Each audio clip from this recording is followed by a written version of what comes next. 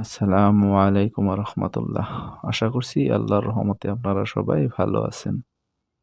পৃথিবী এবং সমগ্র তারকামণ্ডলীর সৃষ্টির প্রক্রিয়াটাকে বিজ্ঞানীরা বিগ ব্যাং থিওরি নামে নামকরণ করেছে। মাত্র 1973 সালে বিজ্ঞানীরা এটা আবিষ্কার করেছে।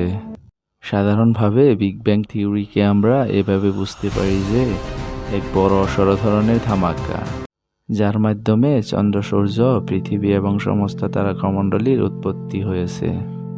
কিন্তু পবিত্র কোরআন আমাদেরকে এই কথাটা 1400 বছর আগেই বলে দিয়েছে। আর এই কথাটা সূরা আল আম্বিয়ার চ্যাপ্টার নাম্বার 21 ভার্স নাম্বার 30-এ আল্লাহ পাক খুব সুন্দর করে উল্লেখ করেছে।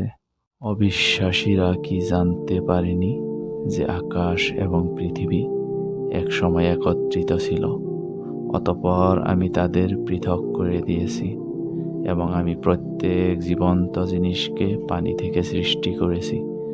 তাহলে কি তারা বিশ্বাস করবে না? এরকমের ইসলামিক ভিডিও পেতে আমাদের চ্যানেলটিকে সাবস্ক্রাইব করে আমাদের সাথে থাকুন।